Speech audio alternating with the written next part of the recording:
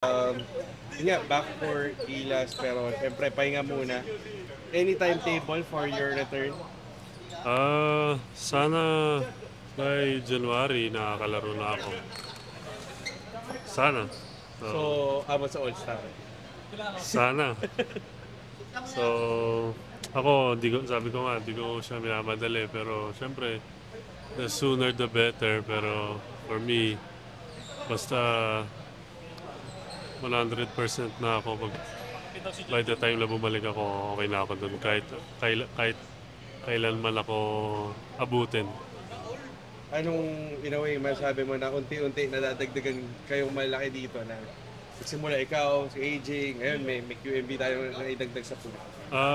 Yeah, syempre, mas nakakadagdag kumpiyansa yun para sa akin and para sa team, para sa bansa din na dumadami yung players na makakatulong sa atin sa future and pag tinignan natin si QMB, si AJ, ako, si Dwight, si Carl, si KQ.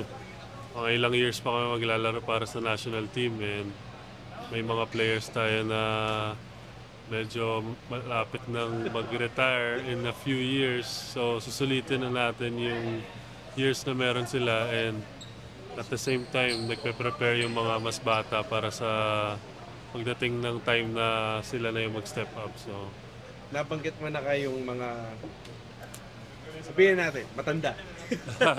yeah. Si Junmar, si Japet. Can you just share us personally, ano yung biggest learnings na nakuha mo sa kanila, na-absorb mo sa kanila in your time together with the national team? Uh,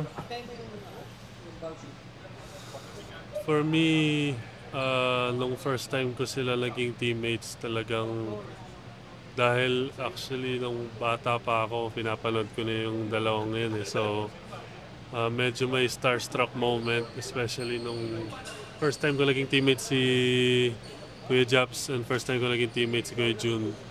Iba yung pakiramdam lalo na sa court. Yun, dagdag kumpiyansa na parang napanood ko na to dati pa. Alam ko kung gano'ng galing to, maaasahan ko to, may kuya ako sa likod ko, mas nakukumpiyansa ako. So, ayun, feel ko biggest takeaway ko sa kanila yung confidence lang na binibigay nila sa akin na andun sila para sa akin and at the same time, andun din ako para sa kanila.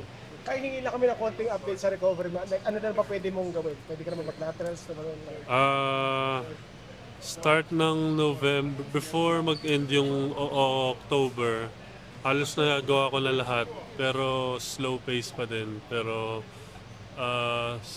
start ng November hanggang ngayon, medyo managing pa sa swelling kasi medyo namamaga-maga siya. So that means hindi pa ganun ka-ready yung tuhod ko. So ngayon, pinapababa ko lang yung swelling and then paunti-unti ko na ulit gagawin yung mga kailangan kong gawin. So, ano yan? Parang no contact pa rin mo. Like, Yeah, wala pa. Nung, yun nga, bago mag-end yung October, nagla-light contact na ako kahit papaano. Pero, yun nga, feel ko na hindi pa nga ready and medyo nasobran siguro. So, medyo magdadaan-daan ulit ako. So, ayun yung importante pagdating sa rehab eh. Huwag mong madaliin kasi pag minadali mo talagang magbabackfire sa'yo. So, thank you.